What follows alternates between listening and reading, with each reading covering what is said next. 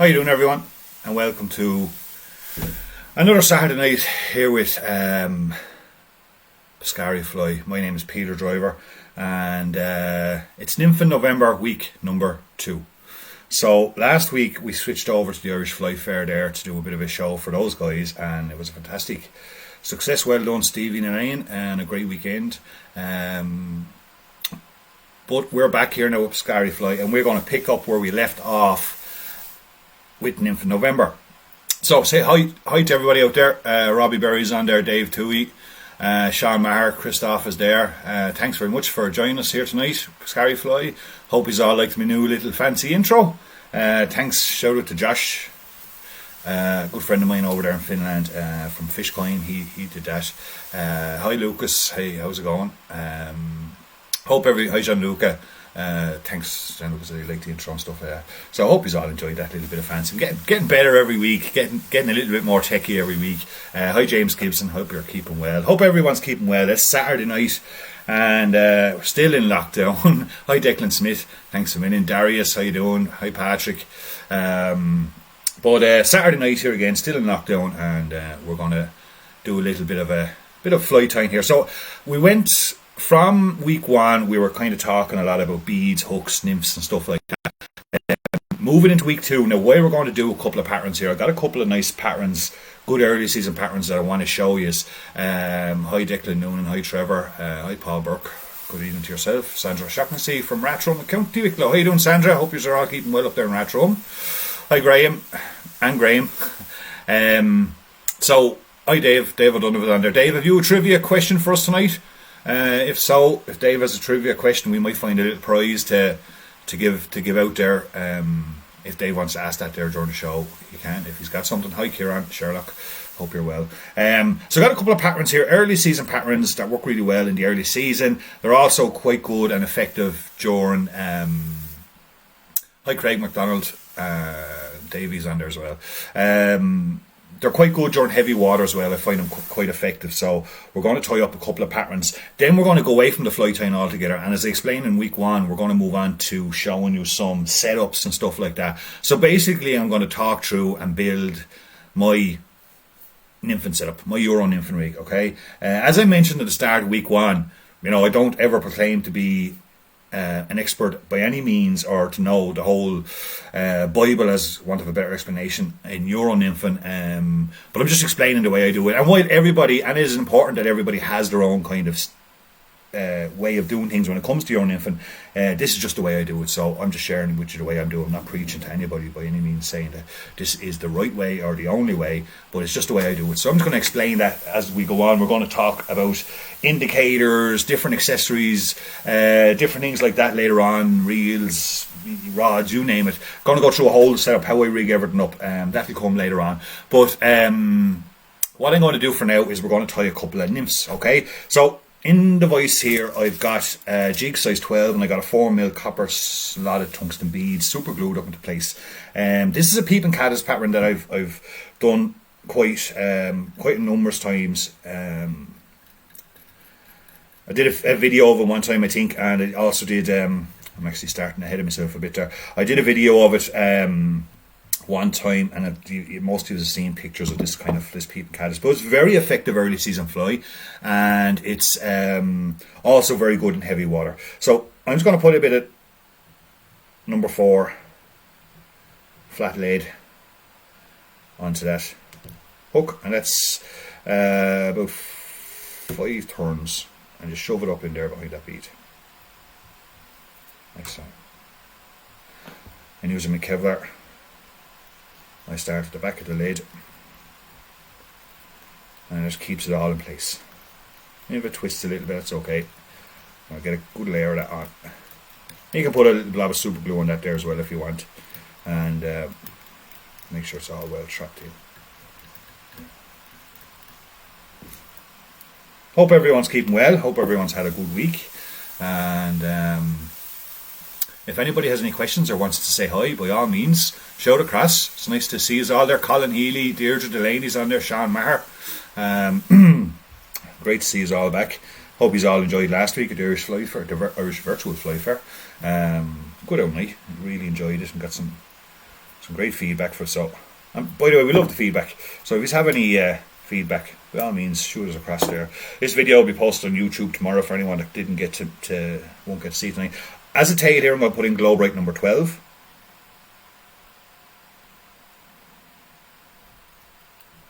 And I've just quadrupled it up, folded it up 4 times, and fold it over again. So basically I have 8 strands out of the back of that fly. And then it's going to trim it up. You can use a little bit of chenille there as well if you want, and burn the tips of it to create that bit more natural kind of looking peeping caddis. But I find that the glow bright number 12 quite good.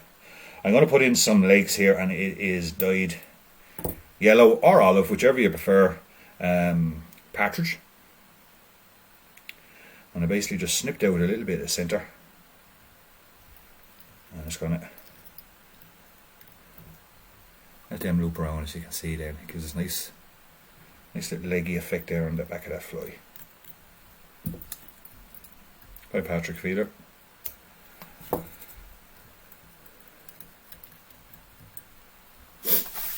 So there we go.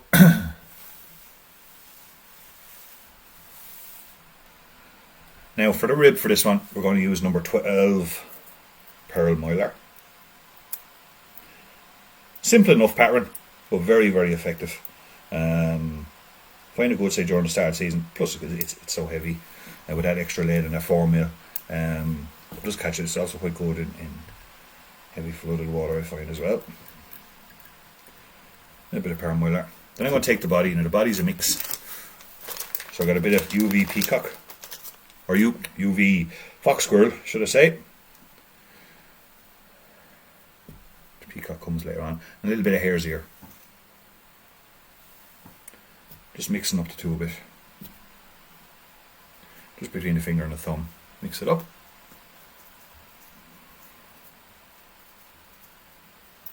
And say later on in the show we're going to go into setups and stuff like that, and get I'm actually going to make a setup. We're going to make a setup here and rig it up right from start to finish. So once I got my mix, just going to dub that onto the trade.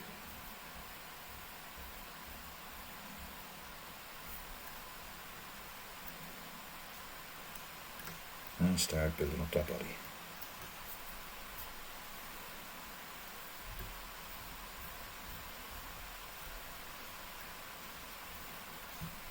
Take my rib and rib it up.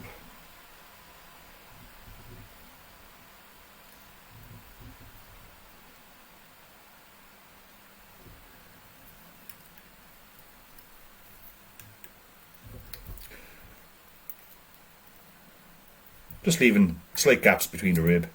It's quite a large rib. You can go finer if you want. You can go to copper sometimes, but I find that more predominant rib in this pattern is more effective. How you doing, Chris Meadows? Tom Speak is on there as well, is he? So brush it out.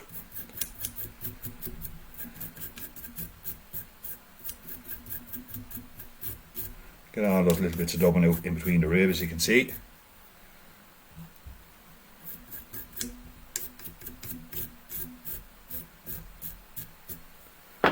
Enough for that. Just for a bit of a colour, then we're going to put in some hairline ice dub peacock black.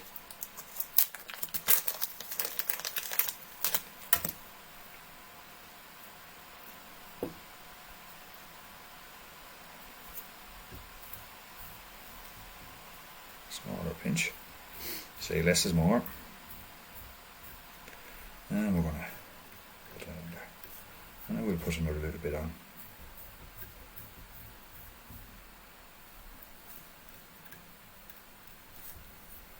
We'll finish it off. And that there's a good early season peeping caddis for me. Very effective. Certainly gets down to where you want it to be. And can take quite a lot of fish. Also fish during heavy water, springtime. We got a bit of spring flood coming through. Can be quite productive as well. And that's it. Very, very simple. Nothing too. Hi Tom Ankertel, Michael Callaghan, how's it going? Nothing too fancy about it. Just nice and simple. Good bit of flash in there with that pearl rib, and a little bit of a green butt there. Catches our attention. 4mm bead, bit of lead underbody is important too, just to get down to where you want that nymph to be. Very good early season fly. One well worth having in the box for March. Please God, we'll be seeing some kind of normality back in March. And again, as usual, tomorrow I will post some random question based on tonight, and the person in first wins the prize of whatever nymphs we tie tonight, anything that I might have tweaked around with before I came on live, just warming up the brain a bit. So that was one. So I got two other nymphs here now that I'm going to show you before we move on to, I'm just seeing which one I do next, before we move on to our setups and stuff like that. Hi Alan, how's it going? Alan Allis is on there. Yeah, Neil, it's a good simple pattern. You know, I preach it the whole time. The simple nymphs are the best. You know, try never get too overly fancy with nymphs. I like to keep them as simple as possible. So this is a real good one, and this one is especially good in coloured water. The next two are actually really good coloured water nymphs. Early season as well. Just taking out some beads here, but definitely coloured water.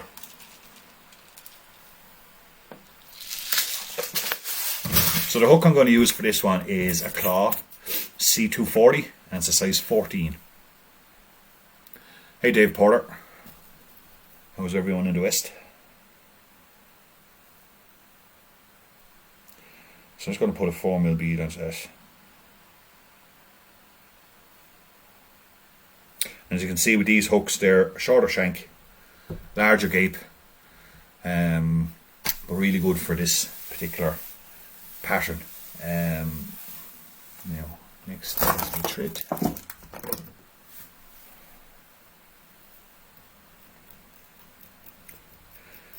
Again, this is an nymph I've used quite a lot over the years.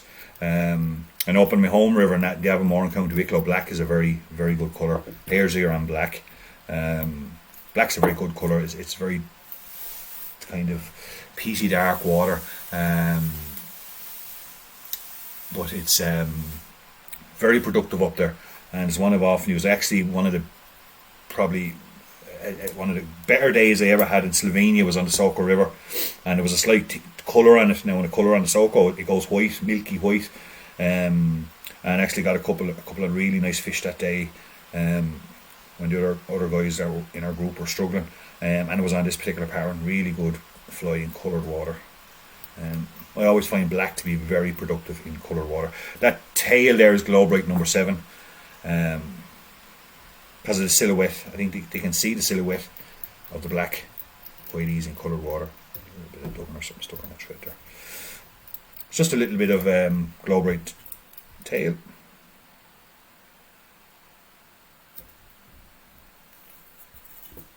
And a little bit of a silver rib.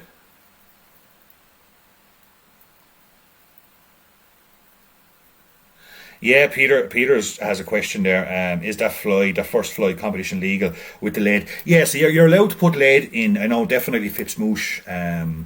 You are allowed to put lead in the underbody once that weight is covered. So you could even put. There is other nymphs that I would use. I might show you one of them maybe over the next couple of weeks in the other Nymph in November series. Is where I would actually put tungsten beads down along the body, and once they're covered and you can't see them, they are perfectly competition legal. There's no legal requirement to the weight of the fly. There is a legal requirement to the size. The 4mm bead must be able to fit through the competition gauge, but as regards to weight, it can be as heavy as you want. As long as that weight is covered and you can't see it, it's perfectly legal. So for the body of this one, I've got a mix here. It's Black Rabbit and UV, so it's Black Rabbit UV. I'm going to just tease out a bit here.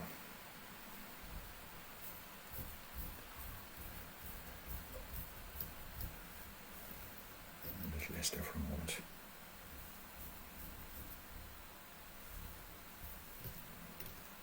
So these are all good simple patterns. Crash on a nice bit of dubbing there.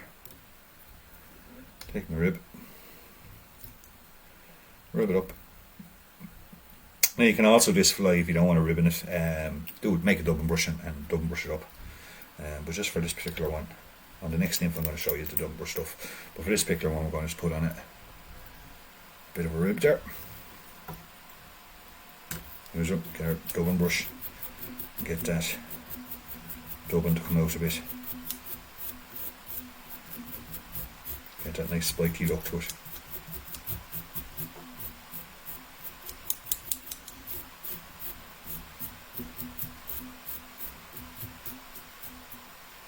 Just like so.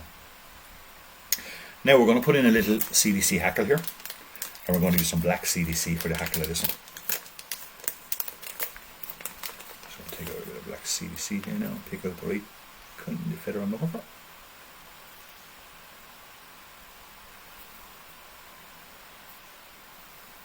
There we go. So with CDC, I'm just going to grab the very tip of it, expose that core, and it's tied in there like that. Again, catch me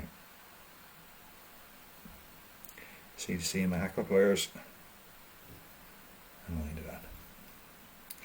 It gives us a nice kind of sparsely cloak of CDC on that fly.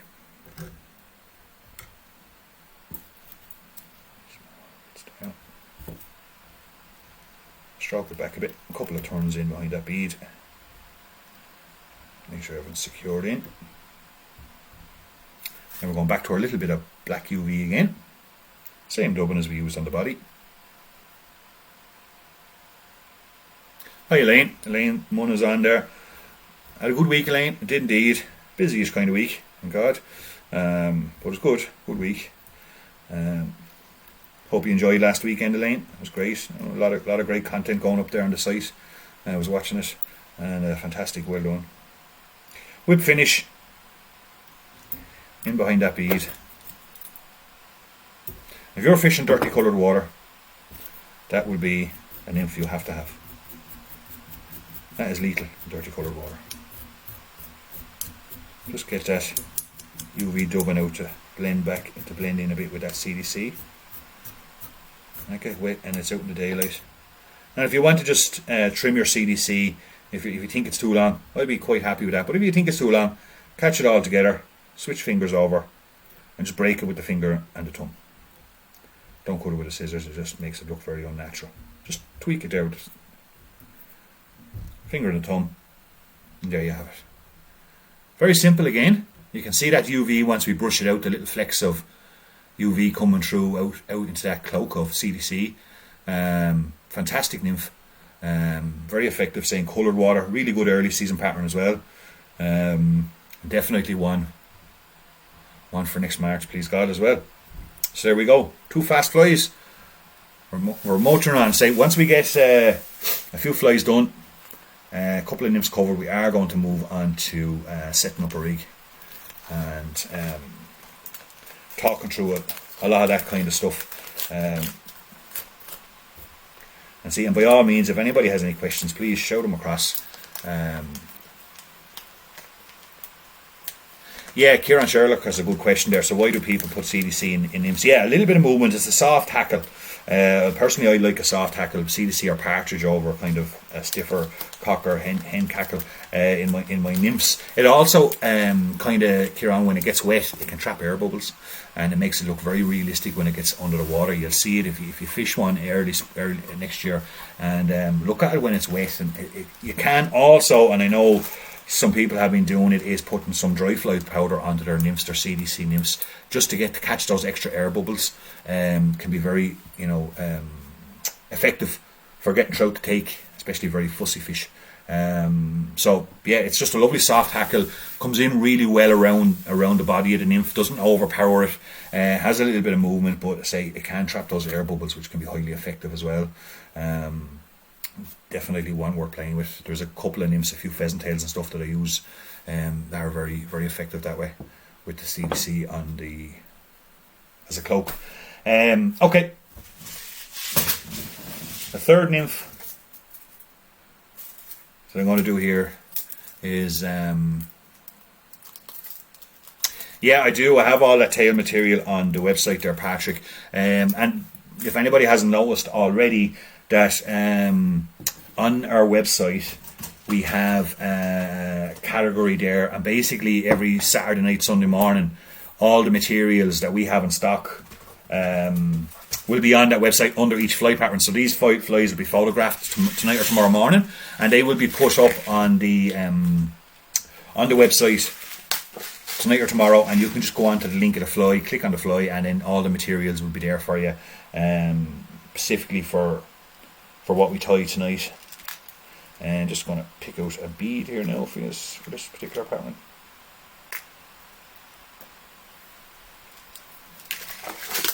Again, another great pattern. Would be very similar to a Saka nymph, but one that I've been tying for the Avonmore River in Wicklow over the last number of years quite a bit. Again, just looking for a bit of lead. So that's that hook is a where did I leave the packet there now? It's a Marutu C46BL size 10. Thanks, Patrick. Hope everyone's keeping well. If anybody has any exciting news or something they want to share with the group, by all means, pass it along. It's so hard to know what way we're going to come out of lockdown, so I've stopped listening to the news, stopped reading papers, stopped listening to the radio. Just going day by day pretty much at this stage, trying to see how we get on. Bit of lead again. Bit of Tommy Fly flat lead in there to give it a little bit of a punch. I think now here what I'm doing for a second. I've got the wrong thread on there again. A little bit of UV reflective tying thread.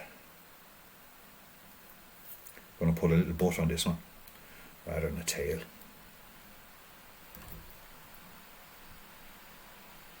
Come down on the bend a little bit and form a little hot spot. Again, the colour of choice for this butt is completely up to yourself. I also do it in bright orange, hot red, and it can be very effective. So just leave the waist end hanging out over the edge, and then when you make your butt, bring it back over on top, and it just helps trap that. So when we're brushing it, or even when you're fishing and stuff like that, it'll save that hot spot. It'll save that hot spot from slipping down the hook shank. Okay. Hi, Dennis Goulden. I see you're on there now. Good to have you, Dennis. Hope you're keeping well. So once I've got that in there,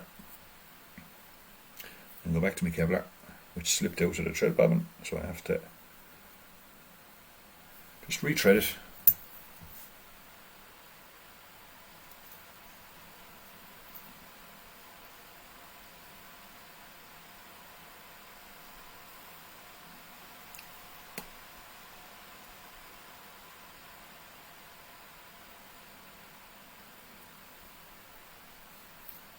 There we go.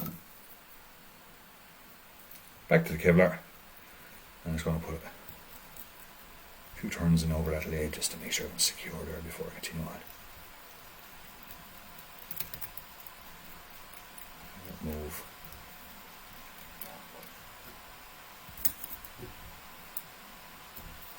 I'm going to put a little bit of a cocktail on tail in that. Good question. Hook sharpener. I used a retractable one by Vineyards, Dennis. I have a couple because I normally lose them quite regularly or forget them, leave them in the bag. But I used the Vineyards. Retractable hook sharpener. I find it quite good. Definitely, if you're not in the habit of carrying a hook sharpener with your own infant, it's something you should. Definitely can make a difference. Especially if you're bumping off and fish, it's not always just bad luck. Sometimes that hook, especially when the nymphs are bouncing around the bottom and rocky rivers, that hook can get dull very, very quickly. And it's good practice to have. Good sharp hooks. Okay, then I'm going to add in some dubbin. Now this is a black dubbin that's mixed with, I think it's multicolour. Is Saboya Salmo Supreme multicolour. It is a mix that's used for the likes of sacred nymphs and stuff like that. You can see it on our website. It's just mixed in with a bit of black rabbit. So basically what I'm going to do is I'm going to tease out a little bit here. I'm going to form a Dublin brush for this one. There's no rib on this one.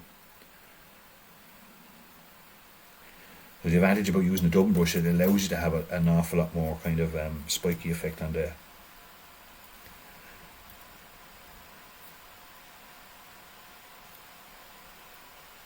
Just flattening up my thread with the Dublin needle, split it. And just stack a bit of Dublin and get it in there between the two.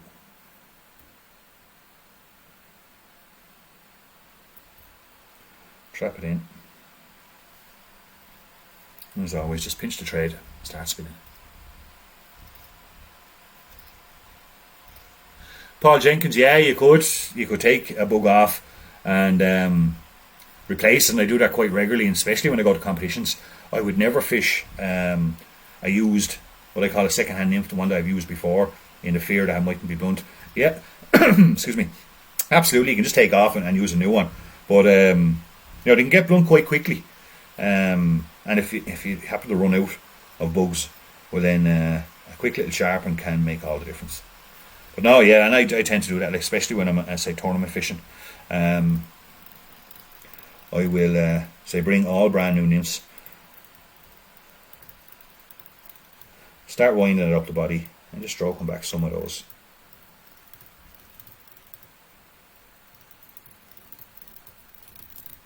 You can see that lovely bushy effect we get on that from doing the Dublin brush versus the previous one that we did whatchamacallit on the, just double on as normally and then rivet. Then I'm going to take a little bit of white mix here. This is white rabbit just mixed with a bit of pearl spectra. Paul Jenkins, I'm the very same. I decorate an awful lot of trees too, Paul. I decorate an awful lot of debris at the bottom of a river when I'm nymphing. So again, just going to form another little double loop here. Graham Lonigan's on there. I used the Kevlar a few weeks. Yeah, it is. It's fucking great. I love it. It's just, well, say, I've got really rough hands, as you can see from most of my videos and stuff. My hands do be in just on spinning this thread a bit. Just get a bit flatter. Hands are really rough, and using normal thread is a bloody nightmare. Especially when I'm sitting tying an awful lot of flies. It frays an awful lot. It breaks an awful lot because I'm rough hands. And it's just this Kevlar, it's a game changer when you've got hands like mine. Plus it's super fine, super strong. It's great stuff. So just trying to gauge the desired amount. Again, same as before. Up in there. Now, a really good point to know is that, these are all heavy bugs, early season bugs, and it's they're naturally designed to go on. They're naturally designed as a point fly. Okay, so it's the heavy one to point. That's what most people tend to do. But it's worth trying sometimes and moving that heavy nymph back up to the dropper. It certainly fishes an awful lot differently, and the smaller nymph then would go naturally to the point, which also is going to fish an awful lot differently, and it can be again a game changer. The two nymphs will fish differently, so it's not always the case where I put the heavy nymph to the point. I will move it back up to the dropper on the rig sometimes to change the weight balance and make those nymphs swim differently on the bed of the river. So once I got that in there, bit of a brush out, very buggy nymph, very good. Say they have a more on County Wicklow now that will catch a fish all day long. I need it over longer fibres. You can just tease them out. And I like to put a little collar on that as well. You can use the same collar as the butt or something a little bit different if you want. Super glue, Stuart, I tell you, cheap as chips. Sticky. Any super glue really. But you can get that stuff in the likes of Deals and places like that for pittance. That's normally what I do. little bit of a collar there, just add an extra little bit of colour. A bit of varnish there on the yeah, I see that, Elaine. Some of the guys that tie the classic flies, I have seen that in some videos. They wear gloves. Yeah, I you know what? I actually did try once wearing gloves when I used to work in a previous life. I used to work on the building sites, and my hands would be so bad after a day's work, especially with timber. I just naturally have bad skin anyway, but working with timber, the hands would dry out and they crack and it'd be really bad, and sometimes it can be quite sore. And I tried wearing gloves to tie flies, but just didn't work. A little bit of varnish there just on the trade, just so when I whip finish it in, it sits nicely. And there's a good lesson to learn. Always make sure you clean your whip finish. I was doing some stuff there earlier on, and a little bit of black got onto that as I was whipping it through. But there you go. That's a very buggy nymph. Again, excellent in high water, excellent early season nymph. You know, and similar traits to the other two we've done before. You know, they're buggy, they're brushed out well, they're spiky, they're hairy. You know, really good early season nymphs, those three, and very good in heavy water. So definitely worth having those in the box for early season. So that's the bit of fly tying done. And what I'm going to do now is I'm just going to move a few things here. And hi, Jason Corcoran. Hope everyone's keeping well down there in Lismore. Got to move a few things here, and we're going to change a little bit, and we're going to move over to setting up a rig, a Your Nymph rig. So this whole month has been based on Nymph in November, and while it's all well and good to sit here tying nymphs for the whole month of November and filling up, giving you all patterns to fill up your boxes with, it's not going to be much good if we don't know how to fish them, or maybe you do know how to fish them quite successfully. Most people are on there are quite accomplished nymphers, but I'd like to explain to you how I do it. So this week and next week and the following week, we will be moving over away from a bit of fly tying and moving over to do some other work as well, and kind of explaining.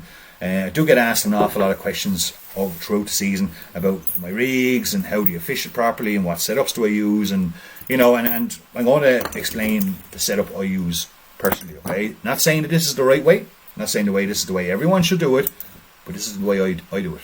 Okay, it's the way I have found to be the most successful it can be, most productive, most efficient, and it's the setup that I use. So bear with me a minute. I'm going to just change the zoom on this one to zoom out a little bit, and then I will be able to show you a little bit more detail. And what we're basically going to do is we're going to set up an entire rig. We're going to start right from scratch, and we are going to set up an infant leader, the rod, the line, the whole thing. Yeah, it's Declan Piggott's on there. It's a good buggy nymph. It sure is. And I tell you, you'll have no problem catching grayling with either of those three nymphs too. If anyone's on there that's lucky enough to have a bit of grayling fishing at their disposal, it's very, very good. So what we're going to do now is, the zoom didn't really go back out on that quite enough, just bear with me 1 second. We're going to start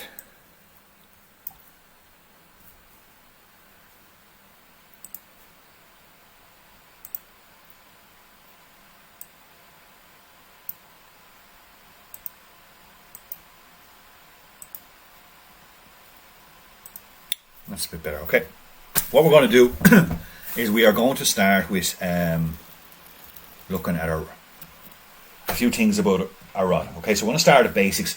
So what I use, and you all know, because you all see me plug them enough, I use a Syndicate 10 foot 2.8, okay, 11 foot 2.8. The Syndicate Pipeline Pro Series is my go-to nymphing rod at the moment. I'm not, by the way, but guys, this is not a sell pitch, okay, I'm just explaining exactly how I do it. Thanks, Dennis. No worries, geez, I'd say you can hold your own, Dennis, on the river. So basically it's a 10 foot 2.8 or the 11 foot 2.8. A couple of reasons why I choose Syndicate is I just like the action of them. They suit the way I fish. Okay, but also they've got a good price point, which means like if I'm in a tournament, I'm going to have maybe possibly 5 rods set up in the bank of a river in Phipps Moosh. Most Irish competitions relegates us or were restricted to 3, but in order for me and I don't have the money to spend on the likes of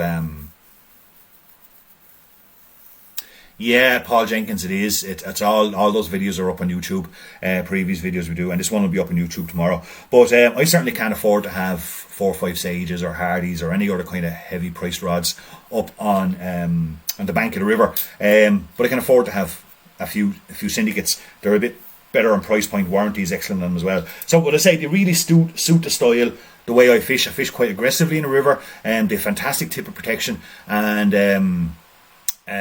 that's a good question there, Sean. Sean Jones is asking why a 10 foot versus 11. Well, 10 foot is, my go-to rod. The 11 foot is there for several reasons. Extra reach, obviously I got an extra foot of reach. It also going to allow me an extra foot. So regulations state that we must only fish a leader twice the length of a rod. If I'm fishing an 11 foot rod, I can fish a 22 foot leader. If I'm fishing a 10 foot, I can only fish a 10 foot. Both rods have their pluses and their minuses, but the 10-2 would be my go-to rod. The 11-2 is there if I need a bit extra reach, a bit of extra stealth, that I can, on a smaller river with an 11-foot rod and the reach of my arm and arched forward, I can control my nymphs in an awful lot of water there in a small river. Yeah, they do. Paul Jenkins asking the question there, do these syndicate 10-2s, or 11-2s cast 2mm bungs? Absolutely no problem. 2mm bugs, absolutely no problem. I dry fly with these also, and I dry dropper with them. This is different. So when I'm on the bank of a river, and so I'm trying to explain, it's just a point I'm trying to get across before I move on to some other points about our rods and stuff. If I'm on the bank of a river in a tournament and I'm in the heat at the moment and you have a 3-hour session, you're racing around, and if I go to drop, and this is a problem I found a few times in a few championships, if I go and I drop a 10-foot 2-weight and I go dry dropper and I pick up a 9.5, there's a good chance in the first cast or the first fish I'm either going to break, drop it, lose it, miss it. The tippet protection is different. All those kind of probabilities can happen. Where if I'm actually dropping a 10-2 Euro Nymphin and picking up another 10, the exact same rod to go dry fly, dry dropper or whatever else I need to do, well then obviously, everything's the same. So it just adds, gives you an extra little bit of, advantage in regards to not, changing cast and strokes or the way you play your fish or something like that. You get very used to the way of what your rod can do, its abilities and its limitations. And really there is no, on the market today, there is no bad rods on the market today. Very, very, you can't say it. Modern technology and everything like that. It's just about finding the right rod that suits you, and these were the rods that suit me. I love them. So basically what I got the 10-2 here. Now what I've got on this 10-2, and I'm going to show you, is we're going to literally go through everything here. What I do put on the 10-2, and this is something, and we've a new rod coming out this year very soon, and what we've done is we've added another eye onto the blank. So what I've done here is I add an eye here onto the butt of the blank of the rod, okay? And that's to stop slack, okay? So we want everything to be connected, we want everything to be straight, we want to be really, a lot of sensitivity. So I slide on one of these. These are replacement eyes for telescopic fly rods. Okay, and you can buy them on eBay quite cheap. You get a whole box of them, different sizes, suit whatever blank you have. Okay, and what I do is I take the appropriate size I want, depending how low down I want it, depending how high up I want it, and you just simply slide it in on, and it comes down and locks into place at the position you want. Okay, now I do recommend, and as you can see on the one I have on my own, I have a little turn of sellotape there, just so I can protect the blank. I don't want any scratches on my blank. It's just a personal thing. So a little bit of sellotape locks in, and I can remove that anytime I want. Take it off, move it. That's been there for 2 or 3 seasons. But it just helps stop any line slack that might be there. So there's a real handy little thing. You can go onto eBay. They're called replacement eyes for telescopic rods. You can buy a whole pack, something like that pack. Costs maybe $5, something like that. Really, really handy. Okay. So once I've got my rod, have it all together, and then I'm going to move over to my reel. Now, my reel, the ones I choose to use, and it's all about speed. Everyone has their own preference. I'm not saying that this is the right way, this is the way you must do it, but this is just the way I do it. I got a lever action, okay? It's lever action. This particular one's a Vivarelli. Baetis makes some good ones. There's some really good ones on the market there as well. We have the Baetis ones down the shop. They're very similar to this. This is just ones I've had from years ago. What I've done is I've cut off that lever a little bit. And that's just, and if ever, I should actually brought up a brand new one and showed you the way the lever actually looks when it comes to you in the shop, from the shop. But it has a little knuckle on it and stuff like that. And I just basically cut them off, so there's no chance of that catching or snagging any line on me. Still works perfectly well. Just foil off the end. It's only a kind of hardened plastic, so quite easy to take off. And lever actions, it means just I'm a lot more efficient in the water, a lot faster with my line pick up when I put a fish to net and I'm making my way to the bank of the river. I'm not reeling in line and stuff like that when one hand is on the net. My rule of thumb is right hand is for fishing, left hand is for netting. Okay, so Vivarelli is good, balances the rod really well. And on that then I have a flat level racing line from the Haku. Okay, as you can see it there now. One thing I like about the Haku line is that they have the stripped loop. Okay, and if I wasn't fishing that, previously I would have stripped back the core of my other nymphing line and doubled it over and just put a weld on it there. But that strip loop, it's very slim, very sleek. And how heavy are these reels, Peter? Off the top of my head, Graham Connolly, I actually couldn't answer you. Off the top of my head, I couldn't. I'll weigh it. I have weighed it before, but my memory wouldn't be that good to remember what the weight they are. But I can weigh them and I'll post it up. So flat level racing line. Look, when it comes to nymphing lines, I always say, the only time it's going to really see water is when you drop it into the river or you fall into the river. It's there. We have to use it for competition reasons. Also, I like when I'm nymphing to be able to feel the line in my hands, in the hand that's holding the rod. I like to be able to feel the line rather than monofin. I find it slips a little bit on me. I don't have as much sensitivity with it, but or as regards feeling in the hand. So look, it's your own personal choice what line you choose to fish with, but they're very, very, very rarely going to come out the top of the eye of the rod when you're nymphing. So don't get overly flustered with line. Make sure it's in around 0.55 in diameter, and it balances well with the reel and the rod weight wise. So once I've got that on there, I'm then going to, you'd normally pull that up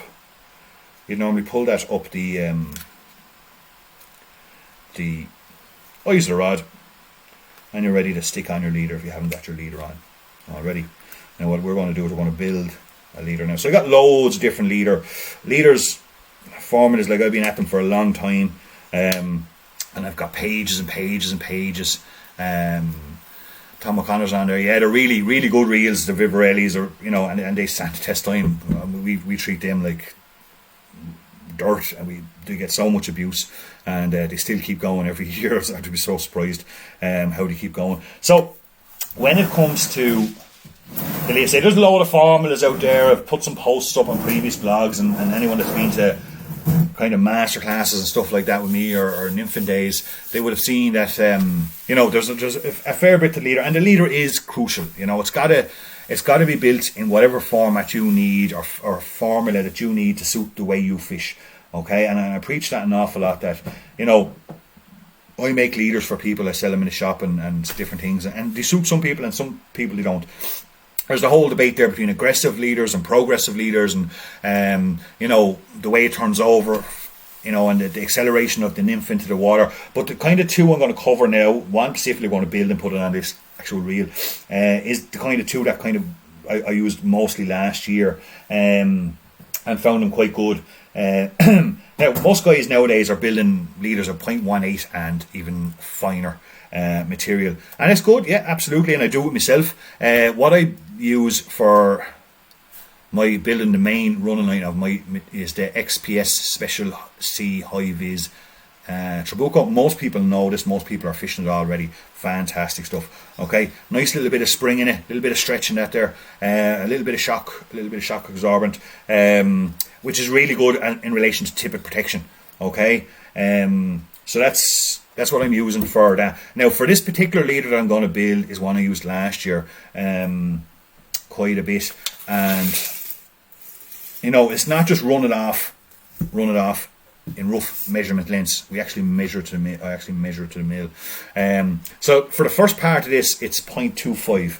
Okay, this is 0.25 diameter. Reason why I just go that little bit heavier than the 0.08 for this particular leader would be because I'm looking for a little bit more accuracy and just a little bit more control on that turnover when I'm turning over. Okay, so I'm going to put in 1.6 meters of the 0.25.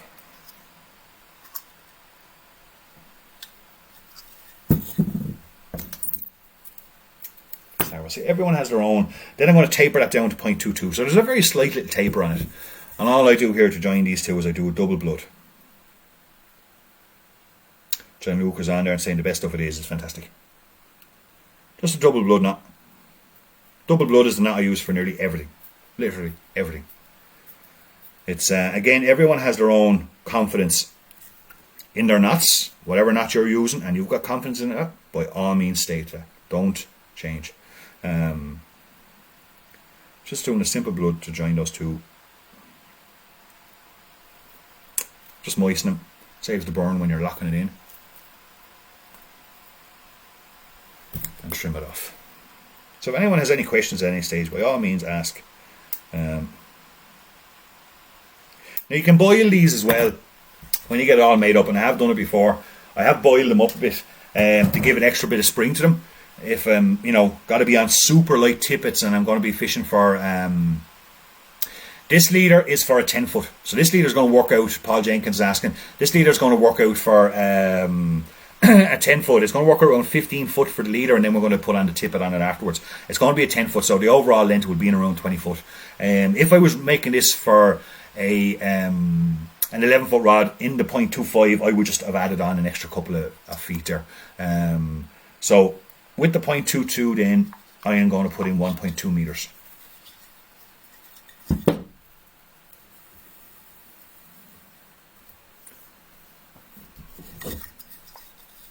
Just measuring it out. Make sure I get it right. Give it a couple of mil there extra for allow for knots and stuff like that. Okay, so that's our main line that's going to be attached to the fly line. Okay, heavy end attached to the fly line, and then the lighter end. Now we come down into our indicator sections. Now,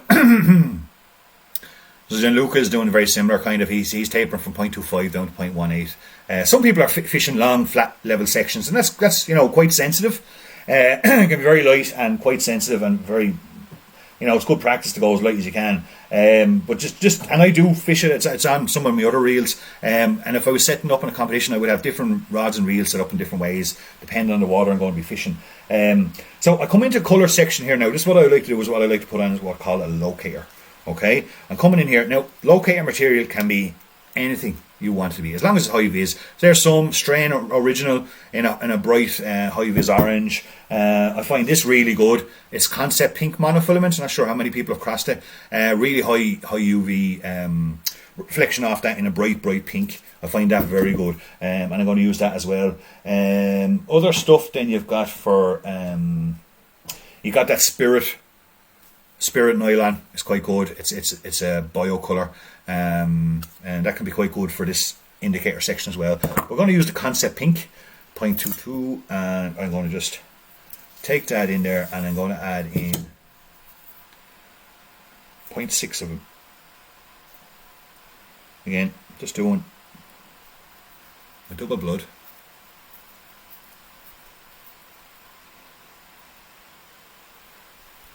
I don't know, honestly, know where I got that Concept Pink, by the way, guys. Google it. Yeah, I just find it really good for Irish waters. Double blood, just right. Joining in those two sections again. Making sure our knots are well tested. Trim it up. So this is going to be 60 cm of Concept Pink.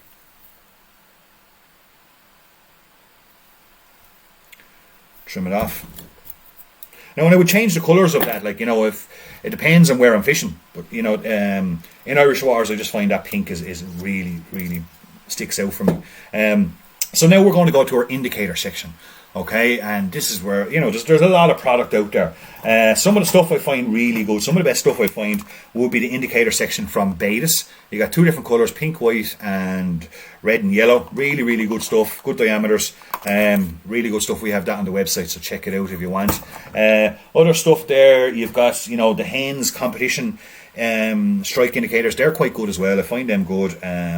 Really, the colour is, again, everything depends on the day I'm fishing and where I'm fishing, of what indicator or section I'm going to use. But that stuff is not bad. Competition, it's got some good colour and good barns on it. You have the likes of the Cortland. It's okay. It's not very bright. Don't find it. It's okay. You can use it. We'll get you out, but I do suffer a bit with the eyes on that one. Probably most common one of all then would be your Hanick bicolour and your Hanick tricolour. Okay, those two. All right. Come in good sizes again. We have them there on the website below. Very good. Different dimensions and stuff like that. So also you have an option then if you want to use the likes of springs. So that's a little case in there if you can see it. And in that is one of Mirko Skaffar's famous little coils. Declan Pigott says high-tech stuff over his head. Yeah, Graham, I'd just use it's a flat level racing line, the fly line I'm using. There's no taper on it. Okay, it's not for casting. It's only there for weight balance, and it's there for competition legal reasons. We have to have a fly line, and our leaders can only be twice the length of a rod. Most guys, an awful lot of guys that are not competition fishing and just pleasure fishing, well then they mightn't even have a fly line on the reel. They just use a full spool of monofilament or something like that, But you can put in coils, and they can be quite good, especially if you're nymphing at a distance. You can grease those up, and they will sit on the surface on a windy day or kind of nymphing at distance, and the siders is a bit harder to see. They can actually support a nymph to a smaller bug. So I'm not a great lover. I know Dave Donovan, a guy I fish an awful lot with, he loves his coils, but they're really good. They're Skaffar coils, and they can go in at this particular point now if you want as well. So there's my locator section is in there, the high vis concept pink, and then I'm going to put in a bit of the tricolour, which is the pink, yellow and black of the Hanick, and I'm going to tie that in with a double blood as usual.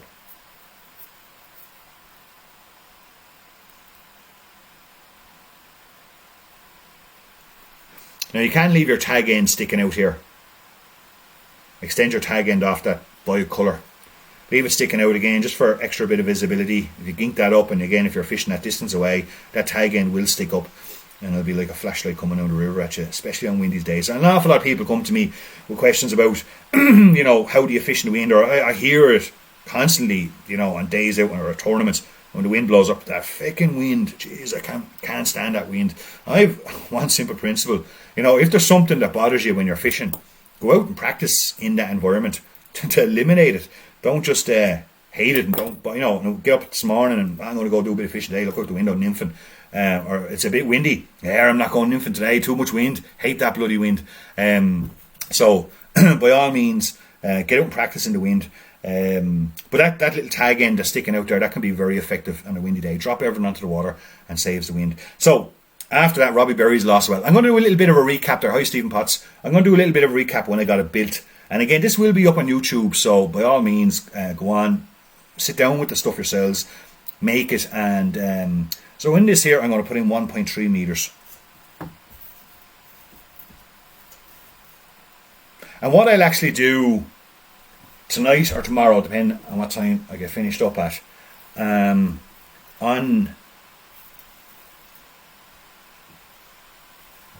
I will put up a message on this video, and I will put the formula up, the measurements exactly up for this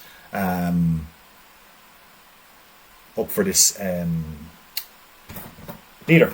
Okay, now to finish off, we need to put in some kind of a form there to actually, where am I going here now? Just make sure I got the right piece. So here we go.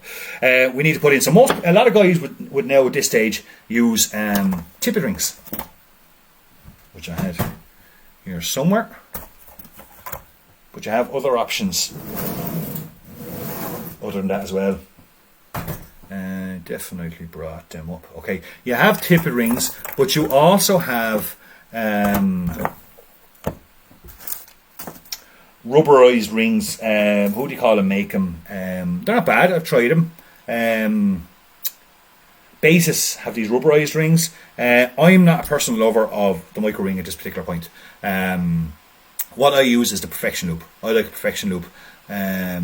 Yeah, Colin, you can, absolutely. I use these colours for, and the Trabuco for the white look. But you can use Maxima. Definitely, if you're using Maxima, though, you want to boil it for a couple of minutes after you make it up, just to give it that extra little bit of stretch, where the Trabuco has that bit of stretch naturally built into it. But no, yeah, absolutely. And a lot of my leaders too are built with Maxima, so definitely you can. So I do the Perfection Loop here, and it's quite simple. I'm going to show you, but you can Google this now and see a lot more clearer videos of how to do the Perfection Loop. Make a loop. Make a second loop between the finger and thumb. I use a really handy tool, is a tweezers. Split the two loops with that tag end, and then with your tweezers, just get in there and catch the second loop. And then just tighten up on it. And basically what I can do is a nice small, very strong little loop on it, and that allows me to attach my leader material, my tippet material, to that leader. Okay, that's never going to give. I've never lost a fish because of that. Okay, it's always been there. You can get them a little bit finer. You can tie them nearly the diameter of a needle, if you don't want any big loops there. So you have your leader made up now. So basically what we have there, if we have 1.6 meters of 0.25 Trabuco, we got 1.2 meters of 0.22 Trabuco, coming down to some Concept Pink 0.20 as a locator section for visibility. We got a tag end on there, and we Dave asked a question. Dave, did you ask a question? I didn't see that. Send it back up there if you did.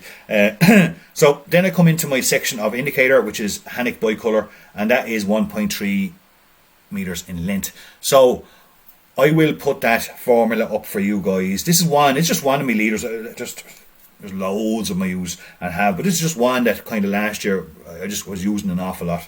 And basically you're going to attach that then to your fly line. And I will put up a post tomorrow given that formula. That's your fly line. You're good to go. You may Trabuco we don't sell in the shop. We do have a lot of those indicator materials and stuff. But Trabuco, you may go to eBay to get that stuff. It's an Italian. Now, so while we're just on, and before we move on to our tippet material and stuff like that, there is another product you can use there to help visibility, and I use it quite a lot myself, and it is the Scarfar's Neon Wax. This stuff is fantastic. So if you're out in your days fishing in sunlight or glare or whatever may restrict you from seeing that indicator section, well, an awful lot of people, including myself, I use the Neon Wax. Really high vis, comes in loads of different colours depending on what weather you're fishing in, what location. Can be very good, can be easily applied, finger on top, strip it through, or you can go across the grain, bit of tension on that from your fly rod, and just go across the grain like so. You can see it starting to build up, and very good, very visible. Where I find that fantastic is on a windy day. When I'm fishing on a windy day, and that wind, I'm always tight lining, never high sticking, so my rod tip is never quite far off the bed of the river. I mightn't be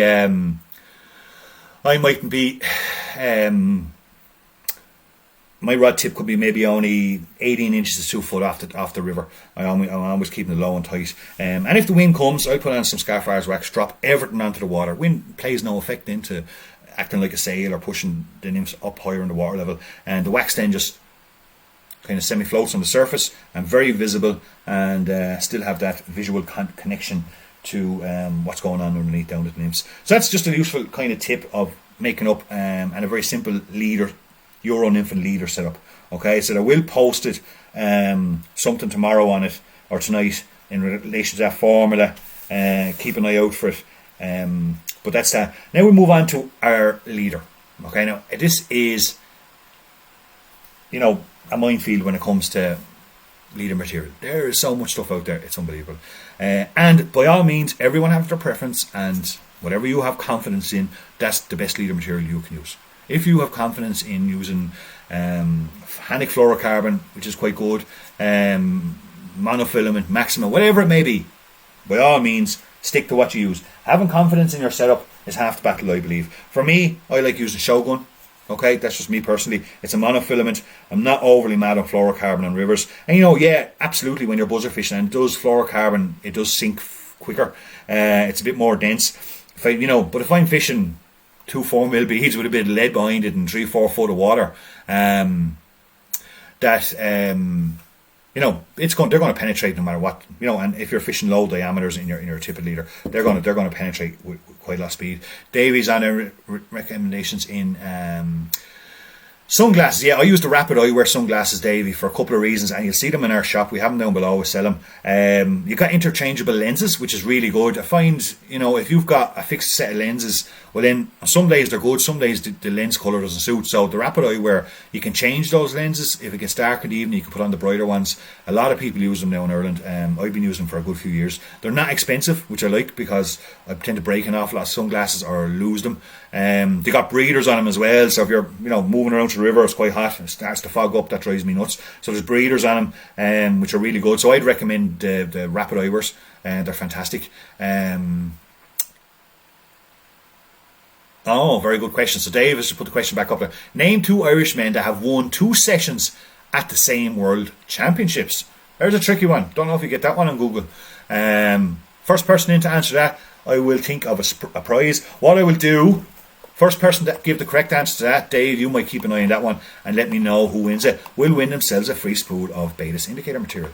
Okay, I will send that out to you Monday. So name the 2 Irishmen that won 2 sessions at the same World Championships. So they won 2 sessions. They won 2 out of 5 sessions at the World Championships. Not an easy thing to do. I've been at enough of them. But definitely, whoever gets that question right will get some indicator material. So I use the Shogun. That's me personally. Normally in around about 0.10, 0.12 is my go-to materials. But a really good rule of thumb I learned a good few years back was always use the largest diameter that the river will let you away with. So if you're fishing in heavy, dirty water, fish having a chance of seeing it, go to 0.14, even get away with 0.16. By all means, go higher. If you're fishing low, clear water, and you have to fish 0.06, well then you have to. But just because you can fish 0.06 doesn't, Mikey Foley says it's definitely not on Google, he tried it.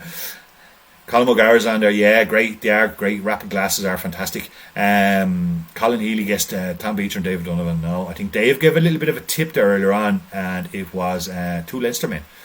So Sean Maher, Tom Beecher is definitely not from Leinster. But I use a Shogun. So always use the heaviest tip that you can get away with. And all I'm basically doing is going into that perfection loop, and I am doing my blood knot. Tony Regan was asking a question there a few moments ago. Does the sighter material spook the fish? Good question. In low clear water. Can sometimes, by the way, should never. That's just bad habit of breaking the waste off with my teeth.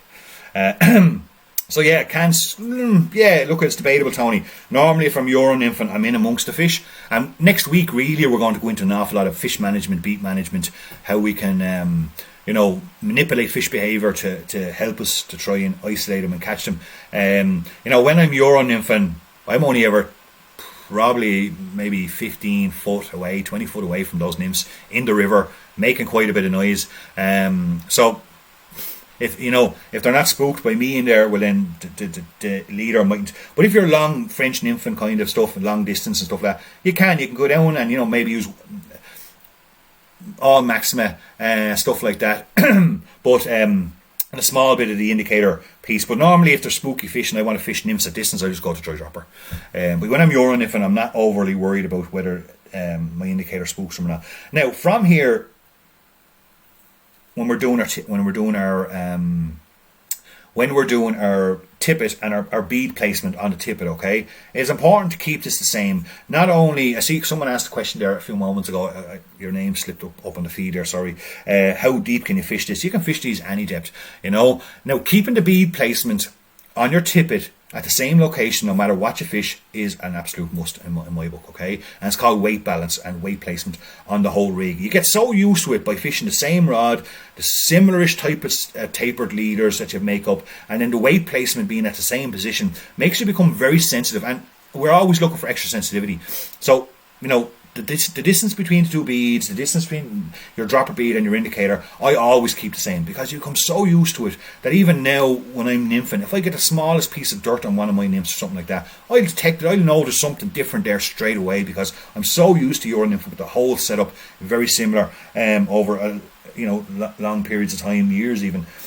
So when I'm putting on my nymphs, they go to the same location all the time, regardless whether I'm fishing 4 inches of water and or 6 foot of water, okay? If I want to fish deep, but the nymph's deeper, I let some of my indicator down. That's why I've got a long section of indicator, okay, and a locator there. That can go under the water if needs be, if I'm fishing really deep. But I don't extend the distance between my indicator and my dropper, or the distance between my two nymphs at any time, okay? Rule of thumb, catch the knot in your left or right hand, extend your arm out right across your body, and for me at the moment, I go to the shoulder blade, opposite shoulder blade. That is the distance between the perfection loop and my dropper knot. Okay? I'm going to break it. This is how I do it. I'm not saying this is how you all should do it, but this is how I do it. Okay? I break it. I tie in a double blood. And my dropper piece comes off the spool, not off the piece that goes back to the perfection loop. Tie in one blood knot, moisten it, lock it in, take care. Now my droppers are normally around about 8 inches. Sometimes they can sneak up to 9, 10, 8 to 10 inches. I like a long dropper, because what you do, and everybody knows it, when you're rolling those nymphs, they tend to spin, no matter what you try to do. I know Hens brought out rollers and rollers and things like that years ago to try and stop that spin, and they do. A couple of reasons why I like that knot. As you can see, that the waist and a dropper come straight out of the middle of the knot. They're not coming out of either side, okay? So that's one way, just helping you. There is no combat in that, by the way. That spinning of the dropper going around your main line, next to impossible. But what I do like about a long dropper is it will spin, and it'll spin down there 4 or 5 inches. But then the last 4 or 5 inches are still hanging free. So it's, I keep a long dropper for that reason, that it can. Then I catch the dropper knot and I go the full length of one arm, full length of my left arm to that shoulder blade, and that is the distance between the dropper knot and my point bead. Okay. Now when they're free hanging, I now would have 50 centimeters between my two nymphs. And if I put that up there on the measuring tape, you can't see it, but I can tell you right now, it is about 2 mil over 50 centimeters. And that is the maximum, that is the minimum distance you're allowed between two nymphs in a tournament. It can't be any less than 50. Okay? So by just using those two measurements, I know my two beads are exactly 50 centimeters apart. I know they're exactly, and that's 5 foot, by the way. If I measure that, then 5 foot. So a 15 foot tapered leader, I've now gone an extra 5 foot of tippet. I'm at 20 foot from my point fly back to my fly line. So that's double the length of my rod from a 10 foot rod. Okay?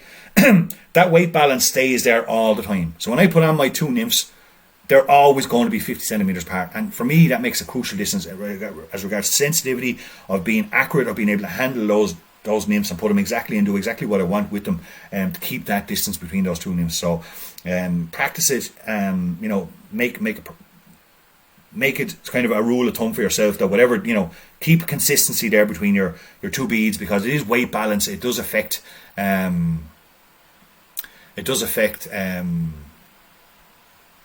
Dave has just given another clue. Still waiting on the answer for that. Name the two Irish men that won 2 sessions in the same World Championships. So it'll be 2 out of the 5 they won. Dave's just gave another clue. Portugal and Scotland were the 2 championships. I don't know if they were World or Europeans, Dave. But Portugal and Scotland, I know I wasn't at either of them. And the winner is going to win themselves a nice free indicator line. So get your thinking hats on there. So that's my whole setup. So I'm now ready to go. Stick on my 2 nymphs and head down to the river and go Euronymphing. That's one of the rigs I use. I used an awful lot last year. I say the amount of formulas I have and stuff like that, where it's a multitude. I know the French are fanatics on their leader setups, and it is, you do have to put a bit of work into your leaders. There's no question about it. It is definitely a huge important component of Euronymphing, of being in contact, remain in contact with those nymphs. You have to have contact with those nymphs. Also, your ability to control the cast of where you enter. Just randomly firing it up the stream doesn't really work on some rivers. You need to be quite accurate. So build a leader to suit yourself, or by all means give me a shout and I'll help you. Build a leader that really suits the way you fish. Try and stick to some kind of consistency there with your leader. So they're both worlds. So try stick to some kind of consistency there with your whole build and get used to it, and once you're using the rod and your whole system, the process itself becomes very, very, very sensitive. You become very in tune to what's going on, and when you're in trouble, saying you got a bit of dirt on your yokes, and you can detect the difference between what's bumping on the bottom and what potentially could be a fish. But most of those guys that have fished with me or have been in any of my classes, I always say everything's a fish. Every bump's a fish. Hit it, hit it hard and hit it well. And you definitely will get a lot of sensitivity out of sticking to the one kind of system that suits you. So you've got to. I'd always again say at the start of masterclass and stuff like that it's very important to remember that at the end of this class, you're not going to be able to nymph like Peter Driver, or you're not going to be able to nymph like Dave Donovan or Peter Doherty or any of these great river anglers that are out there. That you're going to nymph like yourself. And that's very important. You build your own style, you get your own little tweaks and stuff like that. And everyone has their own little bit. So, no matter who you're getting a bit of education from, or, you're out fishing with and you just get a few tips from, you pick up 1 or 2 really key points that suit the way you fish or the way you aspire to fish, and add that to your arsenal. But at all times, remember that your real education is the time you spend on the river yourself with your setups, looking at your system. So break everything down into a system and a process. That's the way I kind of do it. And I take that from the psychology education that I have, is that break everything down into a system and a process. So a process, you use a system to complete any process, be it tying a fly, sweeping the floor, whatever it may be. There is a system there to complete that process. And when it comes to your fishing,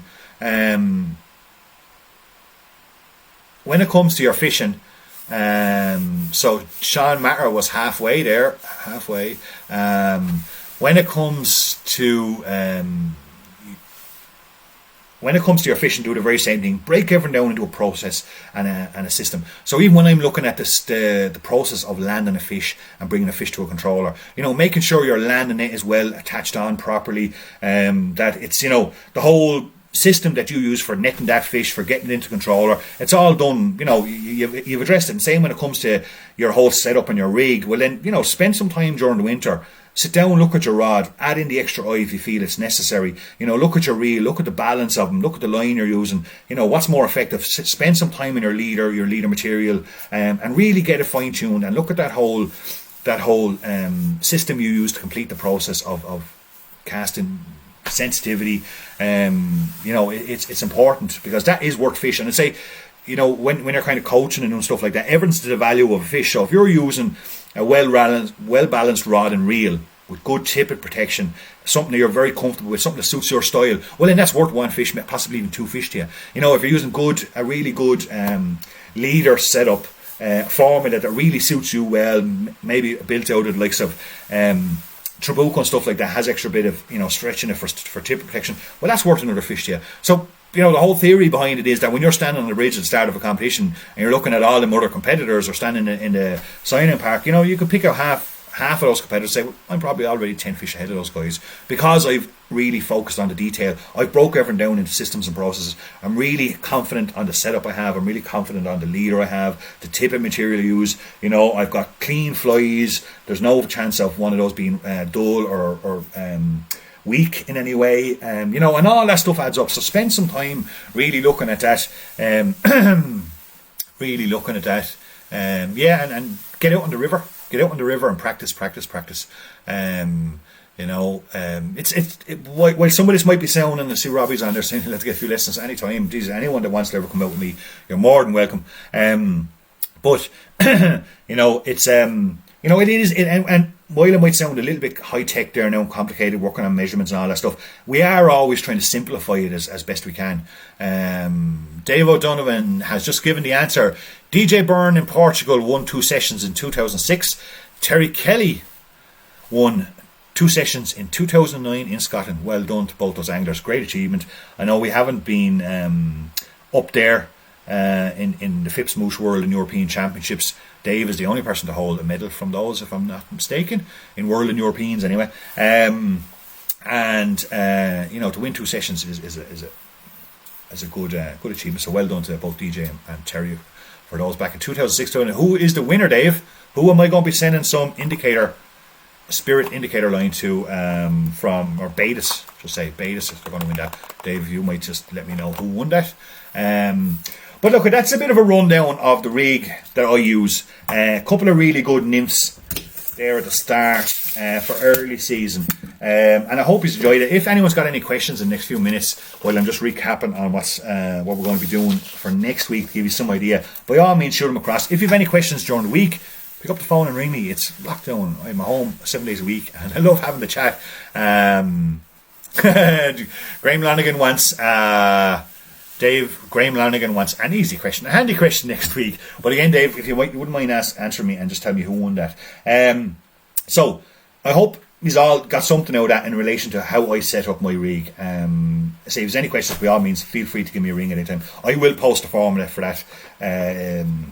That leader set up tonight or tomorrow, whenever I get the opportunity. But for next week, we're going to get into some really important stuff. So Pat Noonan, well done, Pat. Hope you're keeping well. Haven't been chatting to you in a while. Pat, I'm going to send you out that freebie on Monday. Also, the nymphs we tied tonight, I will ask a question tomorrow.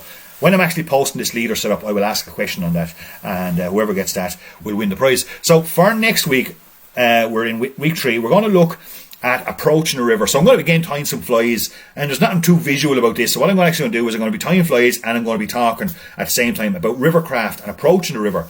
And we're really going to look at an area that's kind of something I've really been focusing on an awful lot over the last number of years. Hey Joe Trill, hope you're keeping well. Long time no see. Please God, Dad says hi. He's always saying if I'm ever talking to Joe to say hi. Hope you're all well over there in the west. So what we're going to do next week is going to look at some rivercraft and approaching the river and approaching the fish, and say something that's really been kind of something I've been focusing on an awful lot over the last number of years is why are fish taking our nymphs. Now, for me personally, it's more out of aggression than recognising it as a food source. So if that is our understanding, and if you're along the same kind of thought process as me in that theory, well then, it does affect the way we fish, and affects the way yeah, Graham wants to know if for the Xmas show is there a prize for everyone. We'll see what we can do. We got some great prizes, by the way. One that came in the door during the week. We have free membership to Mount Juliet Estate for the next season. Dan O'Neill, the fisher manager, was in here.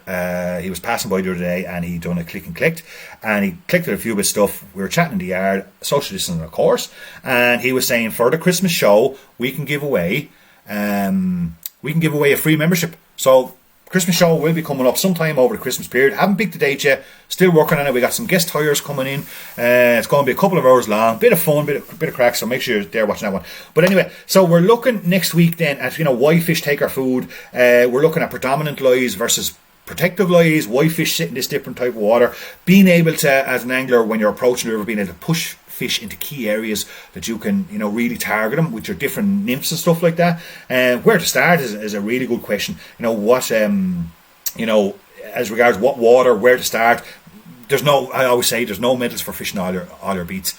There's only medals for fishing where the fish are, we are catching. So, switching beads, colours regularly, all that kind of stuff, the different beads, weight, and basically putting together a plan of when you start. When you've got your rig up, like we've just done tonight, we're now heading to the river.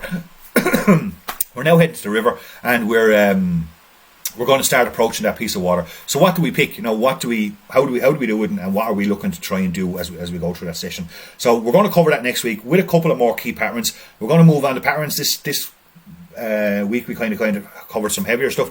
Next week we're going to move into kind of a bit more spring, summer kind of patterns and things like that. And we're going to see how we're going to fish them. We're going to look at tight lining, different things like that. So there's a whole heap of stuff to get through next week. By all means, tune in. Thanks so much to everybody for watching. Thanks for all your comments. Well done to Pat Noonan for winning the prize. There will be another prize tomorrow, which is the nymphs. Watch out for that one tomorrow morning. Be fast on the gun. It'll be a question based on tonight. Whoever gives me the correct answer will win all the nymphs tied today. And I will post that formula up later on. If you need anything, please check out our website, www.skyfly.com.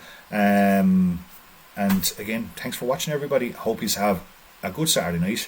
Stay safe. And we're a week closer to getting out of lockdown, possibly. Maybe be able to go for a shot. Maybe able to pop down to Ned Mars or over to Jono for an old cast. Please God, fingers crossed. We're going to get out of lockdown on the 1st or the 2nd of December and get some kind of little bit of normality back for a little while anyway. But thanks again, everyone. Hope you enjoyed it. It will be up on YouTube tomorrow, so anybody that wants to come back and watch it again. So stay safe. Good night to everybody. Thank you.